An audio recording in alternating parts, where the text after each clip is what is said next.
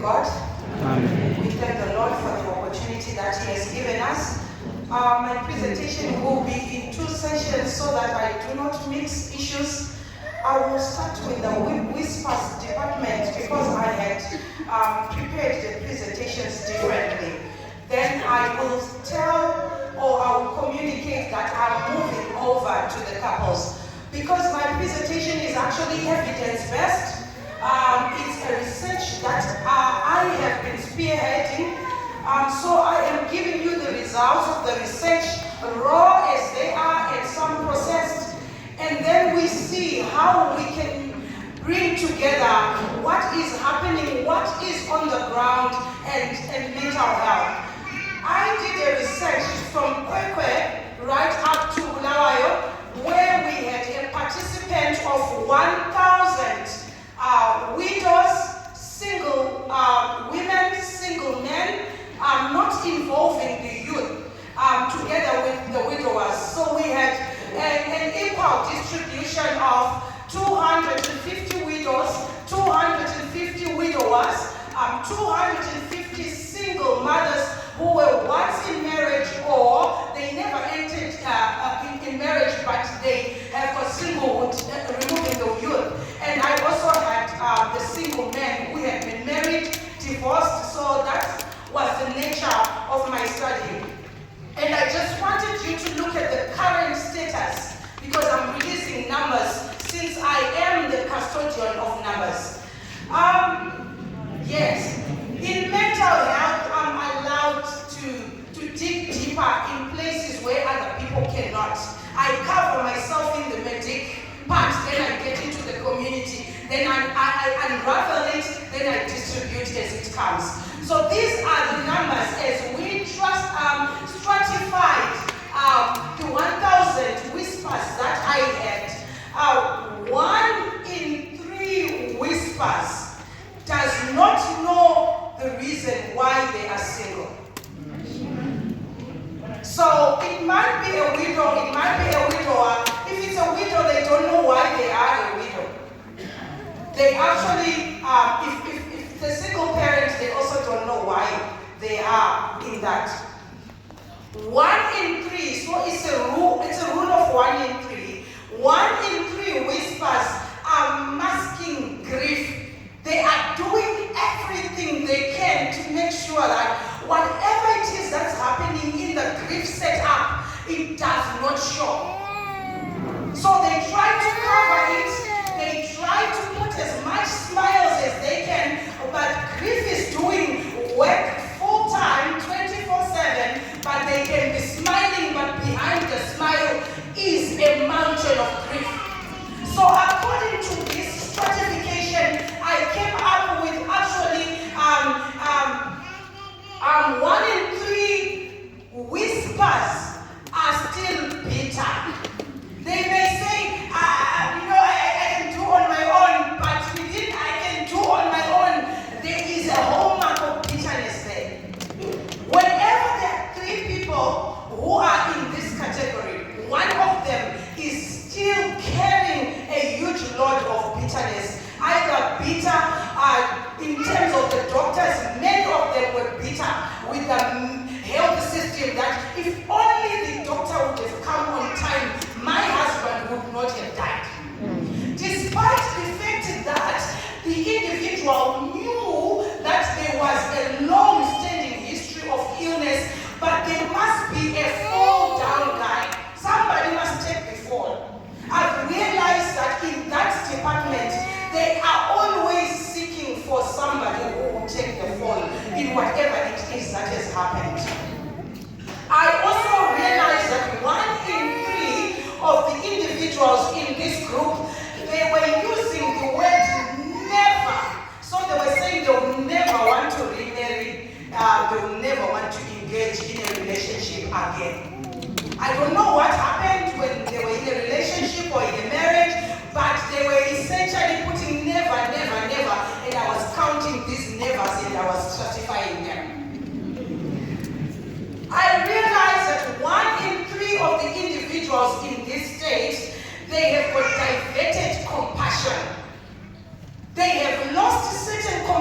in a certain area and they don't want to deal with the losses that happen at that certain place, they divert their compassion. I would want to let you know that this study of mine was not socio-economic status sensitive. I actually had very rich widows who actually say, I built a 23-bedroom house after the death of my husband. So you will realize that you're asking yourself as a practitioner, this is a widow with 2 children, but is building a 23-bedroom house. What for? It means there was something that was being diverted. There was diverted compassion. The other compassions I saw get diverted in this setup of loneliness is either you become business-holic. Those men, they would spend more than 9, 10, 11. At most, I had a man who was spending 16 hours doing business and little time to family and children. So you can actually see that diverted compassion can actually occur as soon as the loss has essentially happened. When it comes to the females and the single ones, I realize that it doesn't matter that they are in church or they are not in church. 1 in 3 of the single mothers is sleeping or having a relationship with a married man. It doesn't matter that they are SDA or they are Catholic or they are what. From my research, I wasn't being church sensitive, but I realized that of all the single ladies that are there, 1 in 3 of them is actually having a thriving relationship and sleeping with a married man. When it comes to widows, I realize that 1 in 3 of the widows is struggling to remove the marriage-related souvenirs or attachments. Many of them, they still have got the dressing table of their husband who has died. And they find it so difficult, and I would want the church to know that one of the common things was the ring. And as I was interviewing the ladies, I would ask, why can't you remove the ring? And she would communicate according to this stratification that each time I feel like removing the ring, it's like I'm now betraying him. Who is the him? The him is in the grave. But you still feel that the moment I walk without the ring, it's like the one who's in the grave is seeing that I have removed the ring because I'm about to move on. So this was actually a common problem. The ring was a common problem. The bed they used to share was a common problem. To remove it, that bed doesn't go anyway.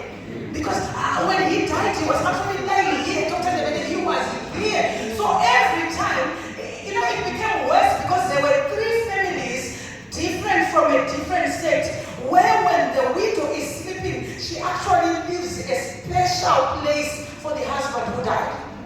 So she would not sleep the other side. She would keep where she was sleeping when he was alive. And no matter how much you can speak to them, that no, this person is not going to come back. This person is in the grave. Look, they agree, but it doesn't sink. So there is an issue there. There is an issue with the ring. I saw the ring, the bed, and the dressing table. And then 1 in 3 widows have got souvenirs of their deceased partners. And then I actually concluded in my studies, as I was classifying, 1 in 3 widowers are still married to the dead.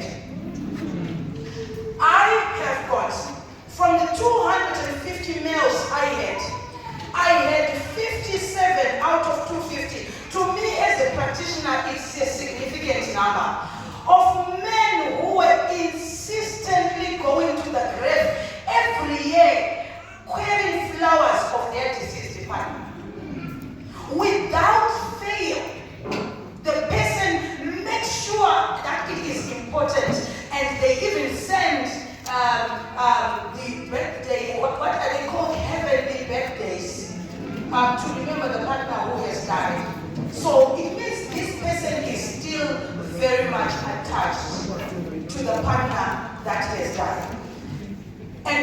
time sensitive because in that area, I understand that 1 year it might be grief and grief hallucinations involved. But I was looking at people who had lost their partners within the period of 5 to 15 years. That becomes significant. If for the past 15 years, this person has been going to the grave consistently every year to put flowers, then it becomes significant to me as a practitioner. So out of this study, I realized that we've got 1, 2, 3, 4, 5, we've got 6 types of being single, or the WISPAS department as it applies. I realized that we are actually undermining the foundational widowhood and the foundational widower or single. They are families that are significant. I can give you access to this study because I was spearheading it in 2023. I'll give you the link so that you can read on your own. I realized that most of the widowers in their family, when you're doing family history, you actually realize that it's not just this particular person that you have. The sister, the other sibling is a widow or a widower as well. So you can't dismiss it. This is showing, I wouldn't want to say hereditary because there was no passage, but what I can say is this is a common family afflicted by a widowhood or singlehood. If the sister is divorced, when you're doing family history, you realize that the other siblings are divorced as well. Maybe there's only 1 or 2, but even the 1 or 2 that are there, the marriage is hot. So that's essentially what, to me, I stratified as a foundational widowhood. Something there affecting widowhood. I also had bullying-based widowhood, bullying-based singlehood. These are the individuals who had their marriages, their relationship happening, but at one point they were bullied, either by the atmosphere or by diseases. So husband killed, road traffic accident, I put it in bullying because that individual was not expecting that to happen, and then it just happens. To me as a practitioner, it's trauma, but what happens to the brain is bullying. You were not expecting it, and then a blow just came when you least expected. So I actually had some widows who are widows or widowers as a result of being bullied by life adversities. I also had entanglement-based singlehood. This is quite common, I don't know, on this sect, because when you are doing this research from Kwekwe to Harare, and when you do it from Kwekwe to Komulawayo, there is this entanglement-based singlehood where somebody gets into a marriage, and then in that marriage, this other person was divorced before, and then it becomes more like a skewed diagram. This woman was also had her own marriage there, and then I don't know what happened there, and then came to this one there. This one that they are coming to also had got another tree going that way. And then so automatically it becomes an entanglement. You actually have to separate strands to it, and those ones will become extremely common. So you will realize that in as much as widowhood has become the four down guy, there's some entanglement that was in this kind of a setup. So these were the 3 main. I realized what I call the corner-based widowhood. I'm still going deep with it. Most of it, I was seeing it in men and women of God, where they will be verbally communicating that they feel God is the one who actually took away their partner because they were spending more time and not serving God.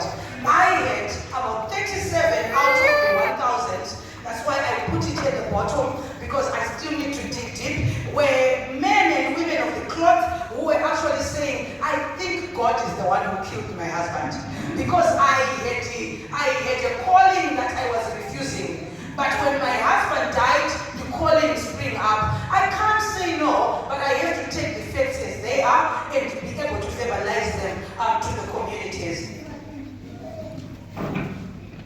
So we actually need to know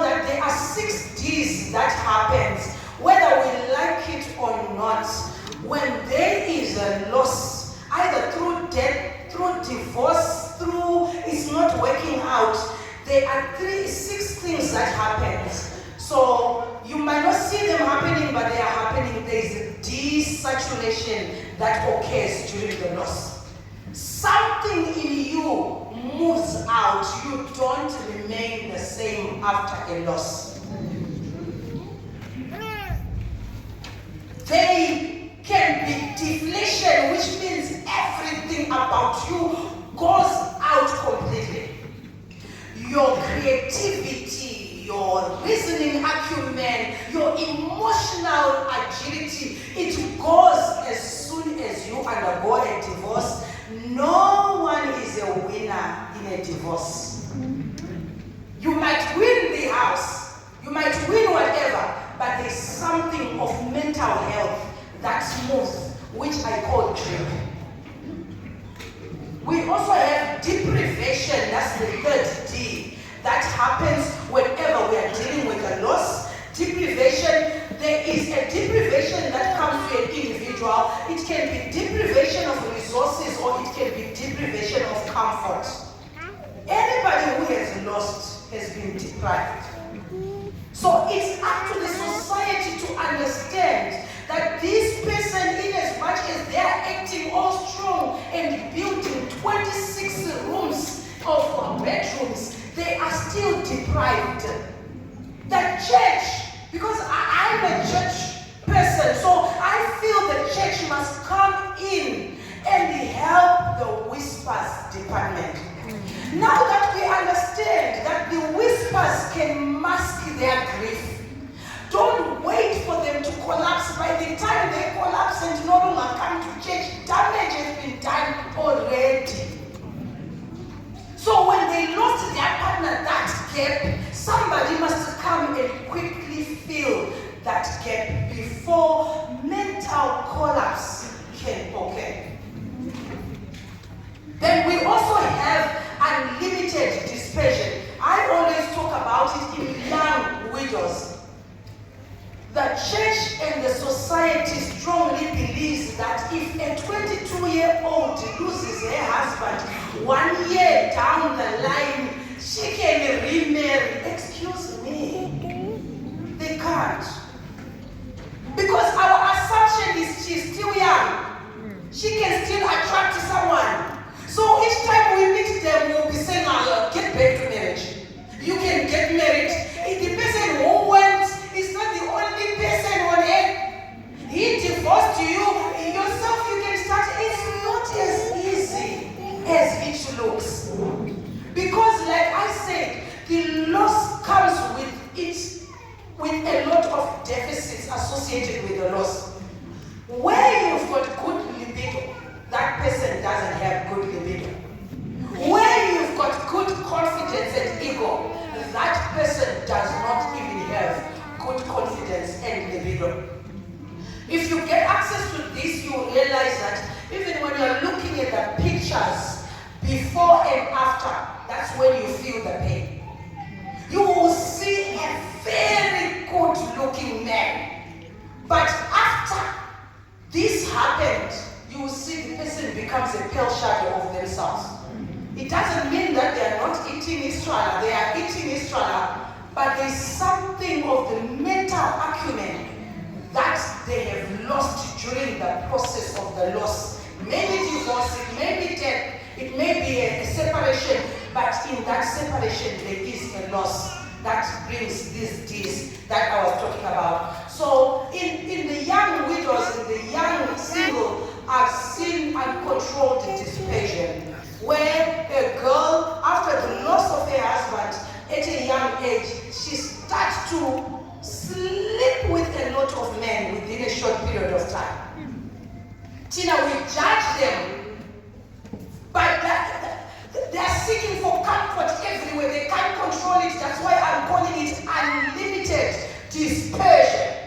So they keep sending. It's a cry for help to say it's difficult where I am, but that comfort. Somebody who quickly comes and say, "Come here, I'll show you a bit of temporary love." They're already there. And then when they are awake, they are beaten. They look for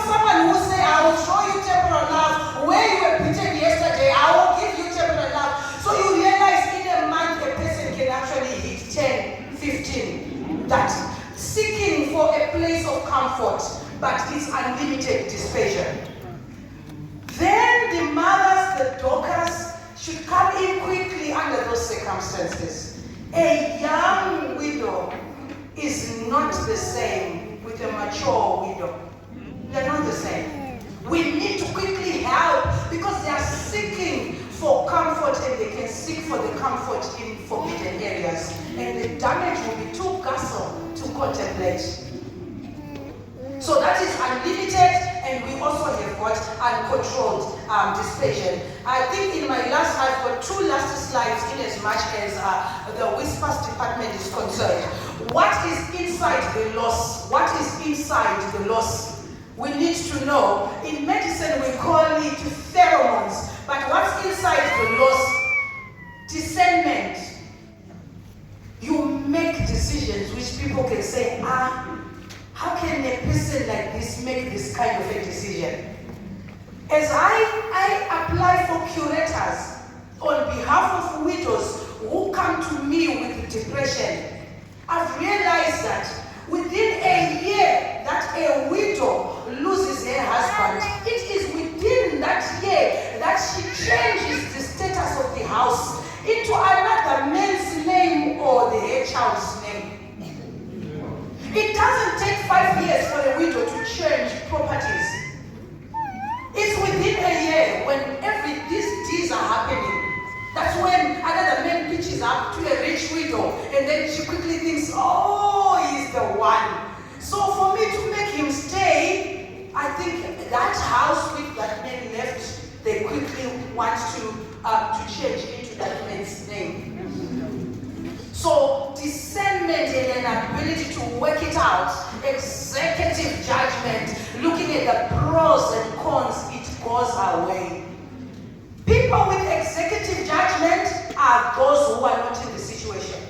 But the one in the situation has lost it. So don't say, actually they were going out before my brother even died. They were not going out before your brother died. But they came at the right time when your brother died. And then they quickly, because there's no discernment and executive judgment, they gave away that which they should not have given away at that time. So houses, businesses, and properties have been lost during this period where the drip is coming out of the brain. So they also lose favor. I don't know what just happens when you get divorced. Is that you lose that vigor, the confidence. You just think something is wrong with you.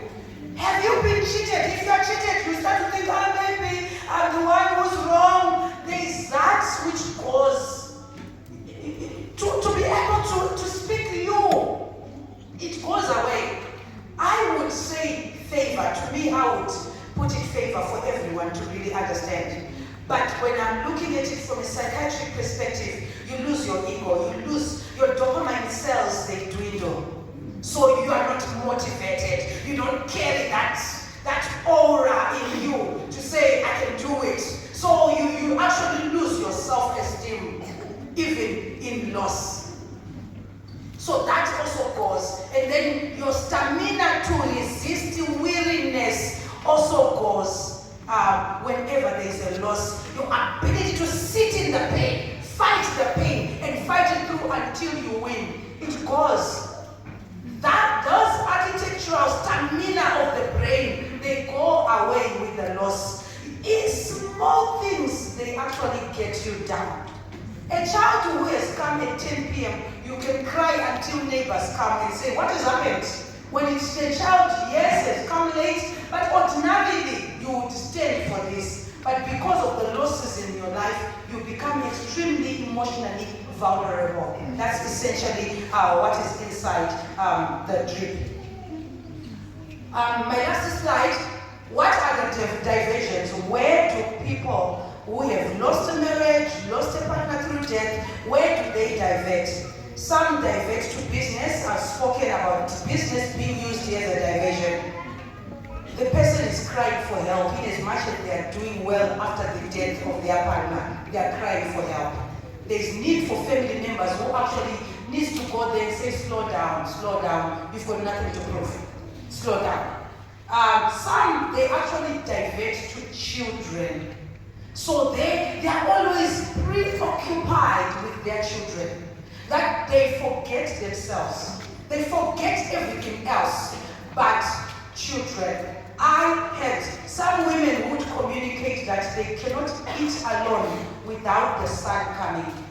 But the son, my husband actually came and I told him, the son was 27.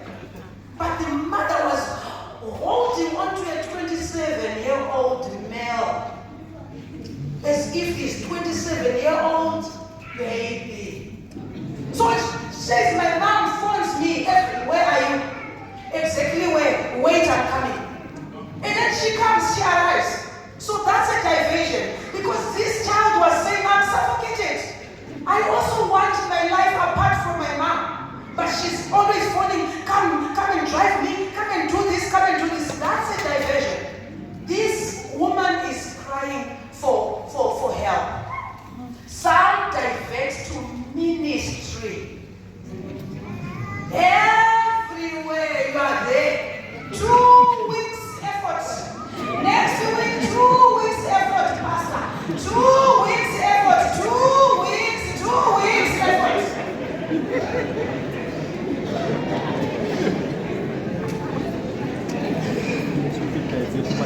It's a diversion. Because what we say in mental health, people like doctors, pastors, who've got high administrative intensity activities after a loss, whether it's a marriage, whether it's a partner, you are supposed to stay a minimum of 6 months before you can engage in boardroom activities. So yes, that's what we say. Before your brain can now go back to a state where you can make rightful decisions, like we said, discernment course. You can sell a company during the loss. So we need to give you 6 months for you to get the recoup, and then you can start again. So if you are in ministry, you have to study the word. The Holy Spirit has to speak to you, but the Holy Spirit is speaking to a wounded soul. So the wounded soul is 2 weeks effort, 2 weeks effort. At what time will you sit and get the healing and begin? So some can actually divert to ministry, some can actually divert to bitterness, where every man is a dog. Just because the man you had was a dog, but the one now everyone who needs is a dog. And you actually tell children and warn everyone that, oh, you are going out with a person who's divorced. Do it at your own peril. It does not necessarily mean that everyone who's divorced is a bad man. There are some who are divorced who are good men. But you also got your divorced man who was bad. And then you become bitter, preoccupied with bitterness. Some, they get preoccupied with shopping, with building, interior decor, or even repressed emotions. I'll end there.